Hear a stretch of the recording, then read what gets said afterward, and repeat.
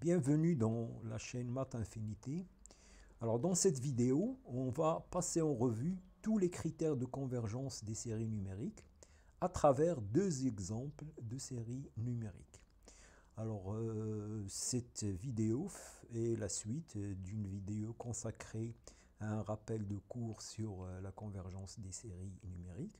Donc vous pouvez voir le lien dans le descriptif de cette vidéo.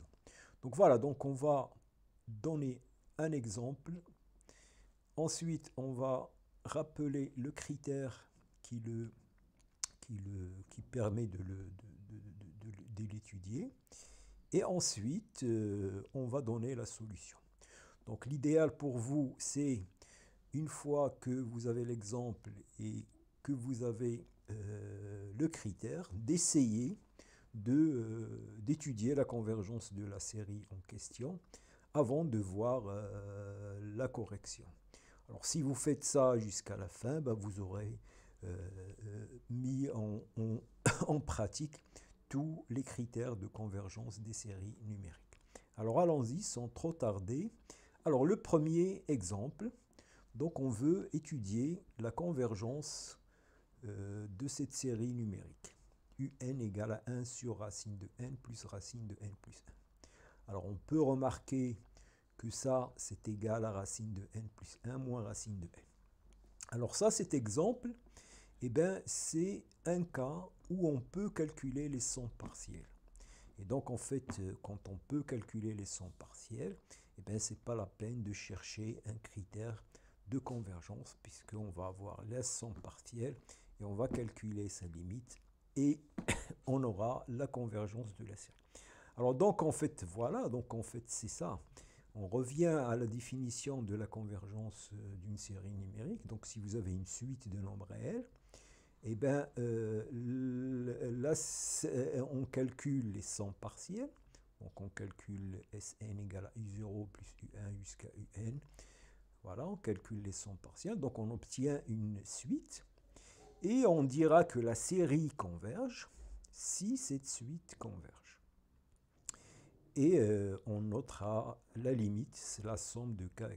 Donc c'est ça la définition de la convergence. Donc en fait, la première chose, c'est si vous pouvez calculer les sommes partielles, eh ben, vous calculez la limite. Voilà. Et donc n'oubliez pas, quand vous étudiez une série, c'est qu'en fait, ça revient à étudier une suite. Voilà, une suite particulière. Voilà, donc c'est ça. Voilà, alors on est dans cette situation, dans cet exercice. On peut calculer les sons partiels et avoir directement la nature de la série numérique. Voilà, donc je vous laisse, vous pouvez arrêter la vidéo et faire l'exercice. Voilà, alors maintenant la solution. Eh bien, on calcule la somme, Sn, somme partielle. Alors il y a ici un phénomène de télescopage. Donc les termes vont se simplifier. Donc je leur ai écrit cette somme-là avec un changement de paramètres, je peux les réécrire ça. Donc vous remarquez ici que pour k égale à 0, c'est racine de 1. Ici, pour k égale à 1, c'est racine de 1. Pour k égale à 1, c'est racine de 2. Ici, pour k égale à 2, c'est racine de 2. Donc cette somme, c'est la même chose que celle-là. Et puis celle-là, je l'écris comme ça. Alors vous voyez que ça va simplifier. Ici, il va rester le terme k égale à 0, qui est nul. Et ici, il va rester le terme k égale à n plus 1, qui est dans ça. Et donc, la somme partielle, c'est racine de n plus 1. Et la limite, c'est plus l'infini. Et la série diverge. Voilà, donc quand vous pouvez calculer les sommes partielles, eh bien, vous pouvez avoir directement la nature de la série et la limite aussi. Alors, la deuxième classe de séries, ce sont les séries alternées. Alors, les séries alternées, c'est des séries qui changent de signe. C'est pour ça qu'on les appelle alternées. Donc, vous remarquez ici que ici, ça commence à 2. Donc, pour n égale à 2, c'est positif. Pour n égale à 3, c'est négatif, etc. Donc c'est ça, c'est pour ça. Donc il vient toujours, ces séries, de la forme moins 1 à la puissance n fois une suite positive. Voilà. Alors il y a un critère très très pratique pour décider de la convergence de ces séries, c'est le critère de Leibniz. Alors le critère de Leibniz, il est très simple à mettre en pratique. Donc quand vous avez une série alternée, donc là c'est la suite Vn qui est positive. Alors si la suite Vn est décroissante et tend vers 0, eh bien la série est convergente. Donc c'est un critère très très simple et très pratique à faire. Voilà, donc vous aurez à étudier la monotonie d'une suite Vn. Voilà, donc voilà l'exemple. Donc vous pouvez arrêter la vidéo et faire cet exemple très très simple, appliquer le critère de Leibniz dans ce cas. Voilà, donc alors là, la solution, bon, il est très simple. Donc je dois montrer que cette suite est décroissante et tend vers 0. Alors il tend vers 0, c'est simple. Alors la décroissance, donc je prends n1 inférieur à n2. Donc j'ai n1 log de n1 inférieur à n2 log de n2, puisque la fonction log est croissante.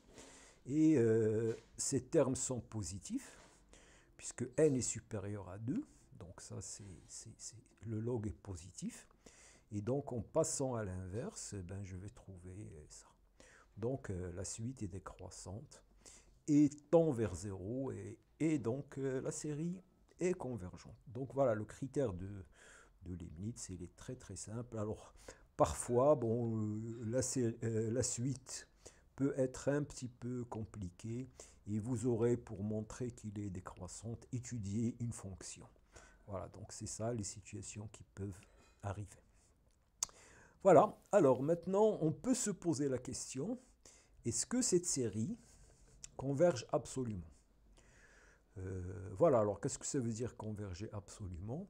Ça veut dire que la valeur absolue, maintenant, si je prends la série valeur absolue, elle converge. Donc voilà, donc là ça nous permettra de rappeler, donc voilà la question qu'on se pose, est-ce que cette série converge absolument? C'est-à-dire, est-ce que si je prends la valeur absolue et je considère la série en question, est-ce qu'ils convergent?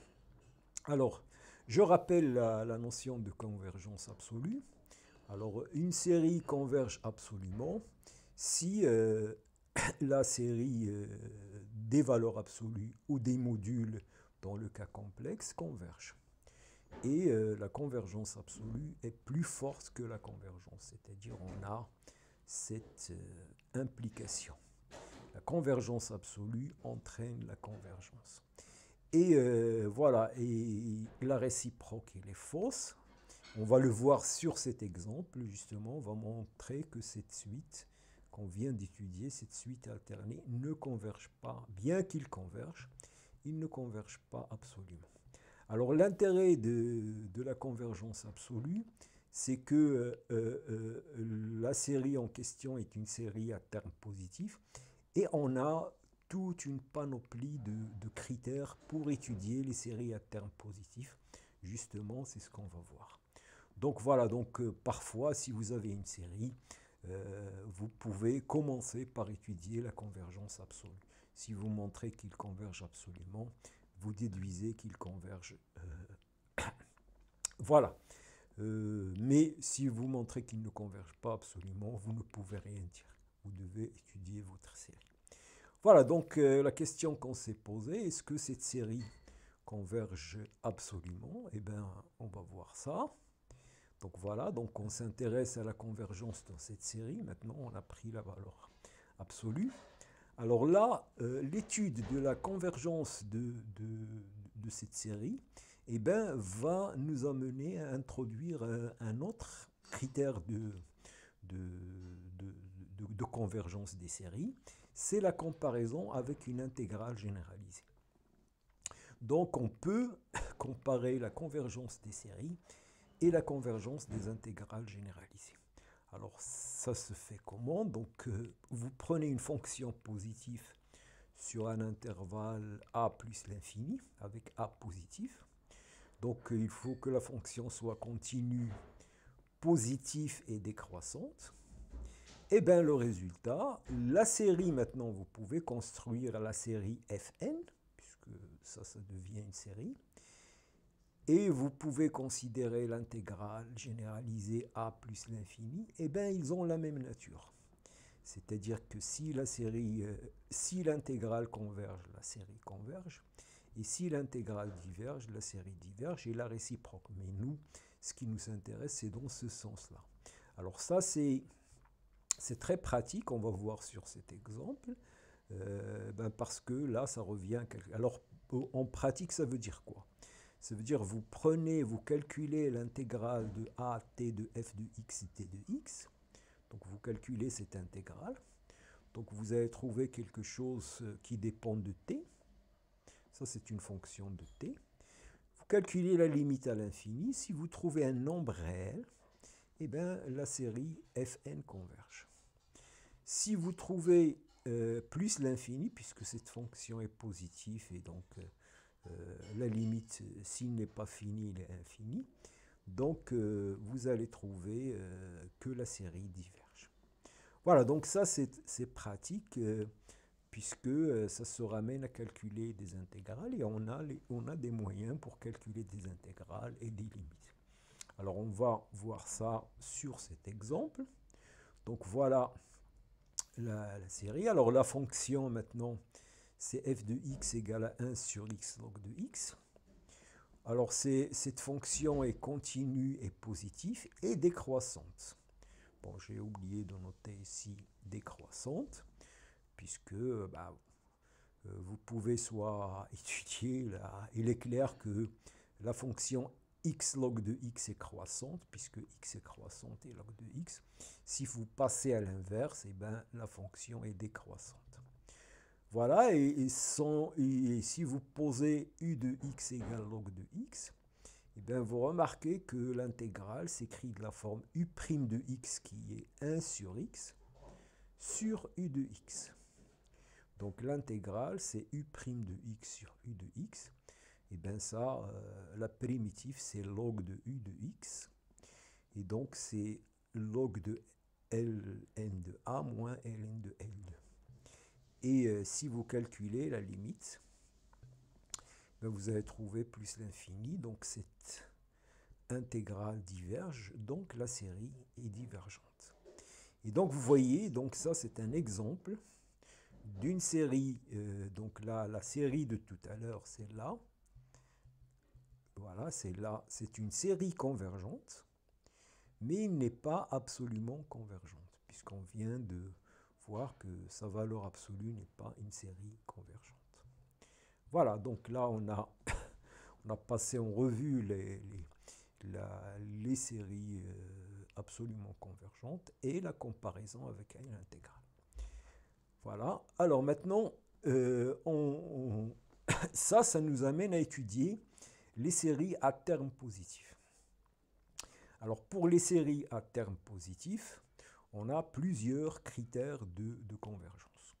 Alors les premiers, ce sont les comparaisons. Alors les comparaisons, ça veut dire que j'ai une série, ben, je vais la comparer à une autre série où celle-là, je sais s'il converge ou s'il diverge. Donc je la compare à une série que moi je connais, s'il est divergente ou s'il est convergente.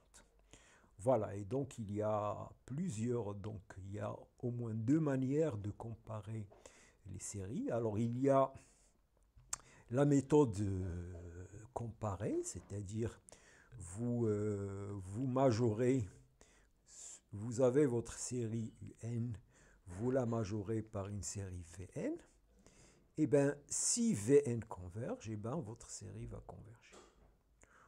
Vous pouvez utiliser ça dans l'autre sens. Si c'est Vn que vous voulez étudier, et bien vous la minorez par une série qui est divergente, et donc ça va entraîner que votre série diverge. Voilà. Donc ça, c'est le critère de comparaison. Alors, là, la plupart du temps, c'est un critère qu'on utilise. Donc, alors bien sûr, il faut avoir des séries modèles. Alors, on va en voir deux. voire appeler deux séries, les séries de Riemann et les séries géométriques. Donc voilà le critère.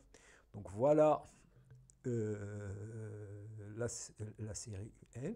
Alors essayez de comparer celle-là à une série que vous savez convergente. Voilà, donc vous arrêtez la vidéo et vous faites l'exercice. Vous essayez de voir quelle est la série convergente ou divergente à laquelle je dois comparer UN. Voilà, bon. Voilà, alors maintenant on voit la solution. Donc alors là, la remarque, c'est que arc tangente, là, même s'il y a une exponentielle, l'arc tangente, il est majoré. Voilà. Alors en général, quand vous avez des sinus, cosinus, des trucs majorés, donc voilà, donc ça, l'arc tangente, parce que l'arc tangente, c'est la réciproque de la tangente sur moins pi sur 2, pi sur 2. Donc c'est une fonction qui va de R dans moins pi sur 2, pi sur 2. Donc il est majoré. Et donc UN est majoré par pi sur 2. Alors 1 sur 5n plus 1 est inférieur à 1 sur 5n. Et donc voilà. Et qu'est-ce que j'ai ici? J'ai une série géométrique. Alors celle-là, c'est une série qu'il faut converger. Donc la série géométrique converge quand cette quantité pour valeur absolue inférieure à 1, strictement. Et donc la série UN, donc là je l'ai pris la valeur absolue, il est absolument convergente. Donc il est convergente. Et donc là je rappelle la convergence de la série géométrique. Donc la série géométrique converge si seulement si le module de Q est strictement inférieur à 1. Voilà, alors un autre exemple. Donc voilà, vous avez encore cette série.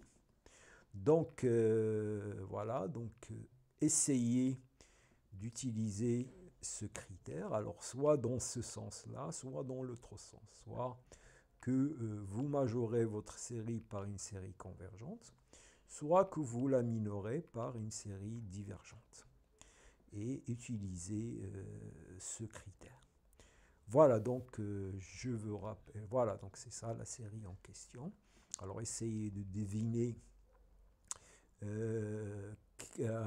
par quoi vous voulez soit la majorer, soit la minorer, et déduire le critère de convergence. Voilà, donc bon, alors on va corriger. Alors là, l'idée c'est que exponentielle 1 sur n carré est positif. Et donc exponentielle de 1 sur est supérieure à exponentielle de 0 qui est 1. Donc ça c'est supérieur à 1. Donc ça c'est supérieur à 1 sur n. Et ça s'appelle la série harmonique. Donc cette série elle est divergente. Et donc la série exponentielle 1 sur n carré n va diverger. Voilà, alors maintenant, d'autres critères de comparaison. Alors maintenant, on va passer en revue les critères de comparaison, c'est-à-dire quand vous avez une série, vous prenez le terme et vous essayez de trouver un équivalent de la suite en question. Donc un équivalent, pour trouver un équivalent, donc vous calculez la limite de un sur Vn et vous montrez que c'est égal à un nombre non nul et non infini. Voilà, donc alors les critères de comparaison. Donc voilà, alors bien sûr tout ce que je dis là, n'est vrai que pour les séries à terme positif. Donc voilà, donc je précise ici que les séries sont à terme positif. Alors si vous avez deux séries, si vous calculez un sur Vn, si vous trouvez un nombre, si ce nombre est strictement positif et fini, eh bien les deux séries ont la même nature. C'est-à-dire que si UN converge, Vn converge, si UN diverge, Vn diverge. Alors si L égale à 0, alors si L égale à 0, ça veut dire quoi? Ça veut dire que UN sur Vn, à partir d'un certain rang, va être plus petit que 1. Donc UN sur Vn plus petit que 1 veut dire que UN est inférieur à Vn. Donc si Vn converge, la série UN converge. Et si elle est égale à plus l'infini, donc c'est cette suite tend vers plus l'infini, ça veut dire qu'il va devenir plus grande que 1 à partir d'un rang. Donc vous allez avoir que UN est supérieur à Vn. Et donc si Vn diverge, la série UN diverge. Voilà, donc voilà les trois situations. Donc ici, voilà, donc essayez de trouver la série Vn à laquelle vous allez comparer UN et déduire le critère de convergence. Voilà, donc vous pouvez faire ça avant de regarder la solution. Donc on passe, voilà, alors ici c'est clair que c'est équivalent à 1 sur n, puisque log de n est négligeable devant n, donc c'est 1 sur n. Donc on peut comparer notre série à 1 sur n. Donc si je fais la limite de un sur Vn, je vais trouver la limite de n, voilà, donc en simplifiant. Donc je vais trouver 1. Donc la limite c'est 1 et donc les deux séries ont la même nature et la série harmonique diverge. Donc cette série est divergente. Alors un autre exemple. Donc voilà, là aussi il faut deviner l'équivalent. Donc voilà, vous avez le terme. Donc essayez de trouver de voir les termes dominants au numérateur et au dénominateur et trouver l'équivalent. Une fois que vous avez l'équivalent, ben vous pouvez, voilà. Donc voilà donc le critère, je le rappelle, c'est ça. Donc vous calculez la limite. Bon, si vous trouvez L positif, ils ont la même nature. Si L est nul, ça veut dire que UN sur Vn est plus petit que 1. Donc si Vn converge, la série UN converge.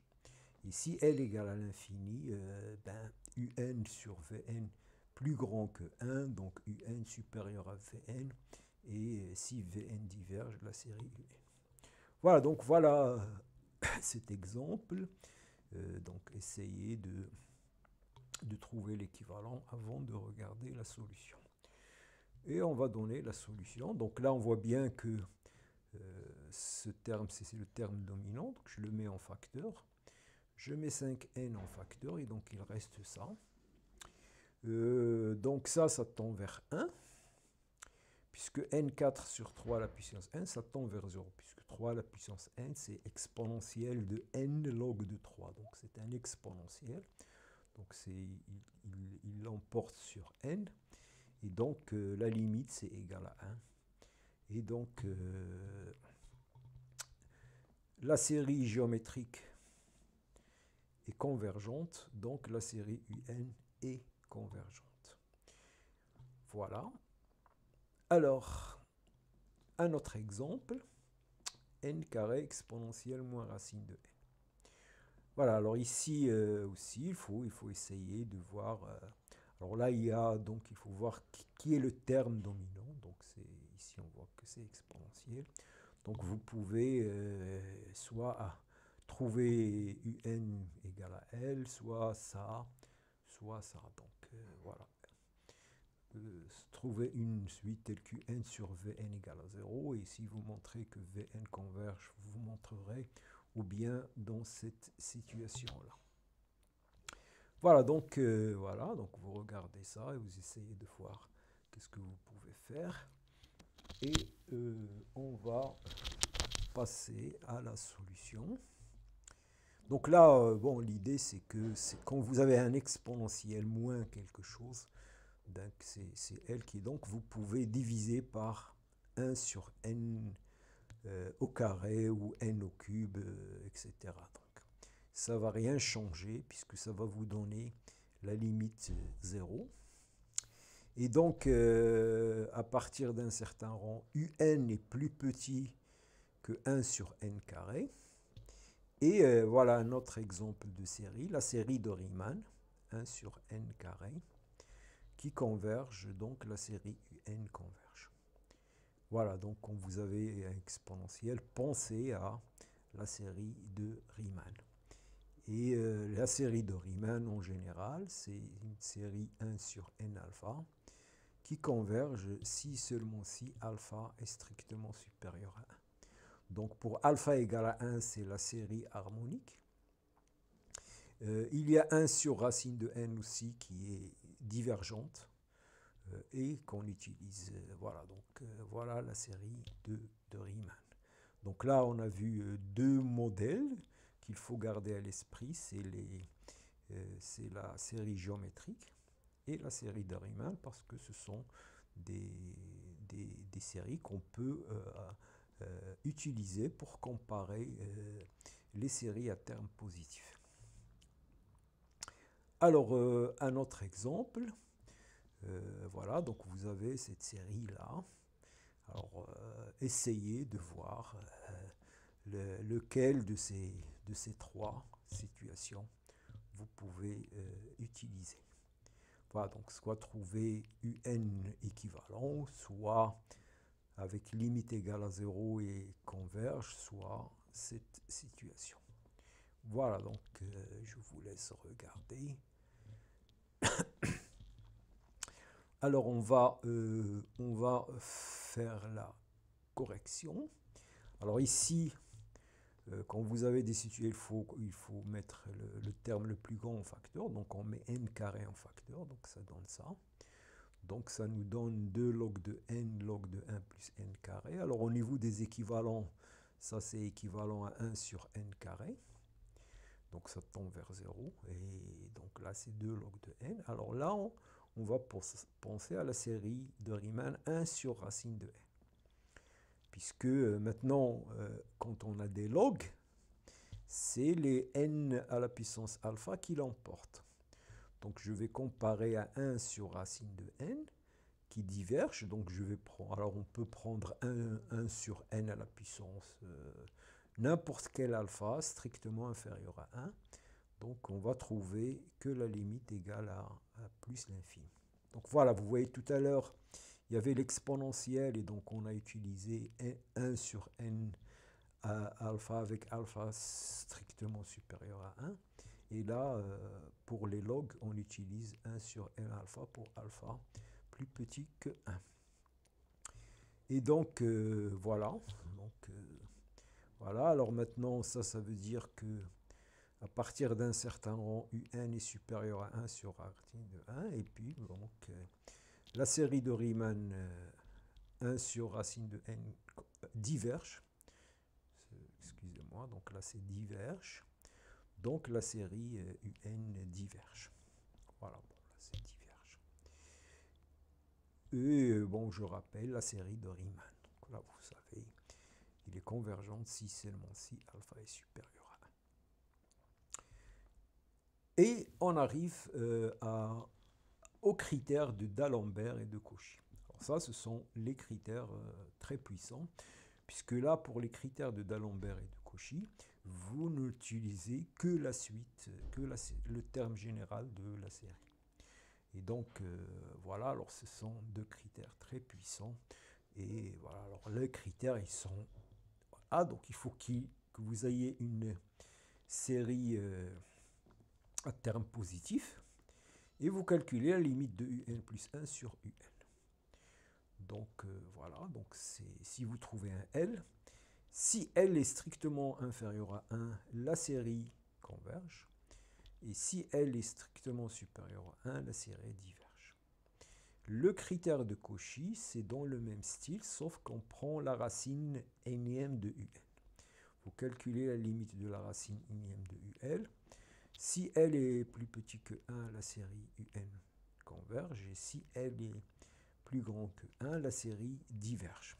Voilà, donc vous voyez que c'est très très puissant, puisque là, je calcule la limite de UN plus 1 sur UN, ou bien la limite de la racine énième. Donc là, à partir d'un calcul d'une limite, on déduit la nature de la série. Alors si L égale à 1, on ne peut rien dire. Alors prenez par exemple la série 1 sur n carré, vous lui appliquez le critère de D'Alembert, vous allez trouver que c'est 1, et la série converge. Et si vous prenez la série 1 sur n, vous lui appliquez le critère de D'Alembert, vous allez trouver 1, et la série diverge. Donc vous voyez qu'on la limite est 1, la série peut diverger ou converger. Et pour ces deux exemples, vous pouvez aussi appliquer le critère de Cauchy. Voilà, donc ici, voilà, donc alors, il faut voir qu'est-ce que vous allez appliquer dans ce contexte-là et faire le calcul. Donc voilà, donc voilà, donc vous pouvez essayer de faire l'exercice avant de voir la solution et surtout faire le calcul. Voilà. Bon, alors la solution ici, bon là c'est clair que c'est les critères de D'Alembert, puisqu'on a des factoriels et des n. Voilà, quand vous faites un plus 1 sur un, il va y avoir des simplifications. Alors on va utiliser le critère de D'Alembert, puisque la série est à terme positif. Donc si je calcule un plus 1 sur un, donc je vais avoir n plus 1 factoriel sur n à la puissance alpha, et 2n factoriel sur 2n plus 1 factoriel. Donc ici, c'est n plus 1. Et là, il va rester 2n plus 1 et 2n plus 1 et le terme précédent, c'est 2n plus 1. Et donc, vous voyez que ça, c'est équivalent à n à la puissance alpha. Et en bas, c'est équivalent à 4n carré. Donc cette suite est équivalente à n à la puissance alpha moins 2 sur 4. Et donc si alpha est strictement supérieur à 2, il tend vers plus l'infini. Si alpha égale à 2, il va tendre vers un quart. Et si alpha est strictement inférieur à 2, il va tendre vers 0. Et donc voilà les limites qu'on va trouver. Et donc, dans ces deux cas-là, la limite est plus petite que 1, donc la série converge. Et dans ce cas-là, il est plus grande que 1, la série diverge. Donc, il y a convergence si seulement si alpha est inférieur ou égal à 2. Voilà, alors un autre exemple où on va cette fois-ci utiliser le critère de Cauchy. Alors en fait, on va utiliser les deux. Donc on va voir que dans cet exemple, on peut utiliser à la fois le critère de Cauchy et le critère de D'Alembert. Alors on va commencer par le critère de Cauchy. Donc voilà, je vous invite à utiliser le critère de Cauchy dans ce cas-là. Voilà, et même utiliser aussi le critère de D'Alembert. Voilà, donc vous pouvez faire ça avant de voir la solution. Donc là, les rappels. Voilà, donc maintenant vous savez les critères d'Alembert. Donc vous calculez cette limite. Si elle est plus petite que 1, la série converge. Voilà, il est très facile à retenir. Et donc le critère de Cauchy aussi est très facile à retenir et à appliquer. Bon, alors allons-y, calculons la racine énième de un. Donc c'est n à la puissance 1 sur n. A à la puissance factorielle n sur n. Donc c'est ça. Ça donne ça. Alors j'utilise l'écriture exponentielle ici. Donc n à la puissance, voilà. Et ici, voilà. Alors donc ça tend vers 1. C'est exponentiel de 0. Et ça dépend de a. Puisque vous savez, le log de a est positif si a est plus grand que 1. Et négatif si a est plus petit que 1, il s'annule en 1. Donc si a est plus grand que 1, cette limite c'est plus l'infini. Si a est plus petit que 1, c'est 0. Et c'est 1 si a égale à 1. Donc dans ce cas-là, si a est plus petit que 1, la série converge, puisque la limite c'est 0. Et dans ce cas-là, alors pour a égale à 1, eh bien, on peut revenir à la série. Pour a égale à 1, ben, la série un égale à n. ben, la série UN égale à n diverge, puisque la limite déjà de UN est différente de 0. Donc on dit qu'il diverge grossièrement. Parce que vous savez que quand une série converge, la limite de UN égale à 0. Ici, la limite est différente de 0, donc il ne peut pas converger, donc il diverge. Et donc, voilà, c'est ce que j'ai dit. Et donc, en appliquant le critère de Cauchy, la série converge si seulement si A est compris entre 0 et 1. Alors, on peut appliquer aussi dans ce cas-là le critère de D'Alembert. Voilà, donc ici, donc je reviens. Qu'est-ce que j'ai fait là? Voilà, donc voilà. On peut utiliser le critère de D'Alembert aussi. Donc si on prend un plus 1 sur un, donc ça nous donne n plus 1 à la puissance factorielle n plus 1 moins factorielle n.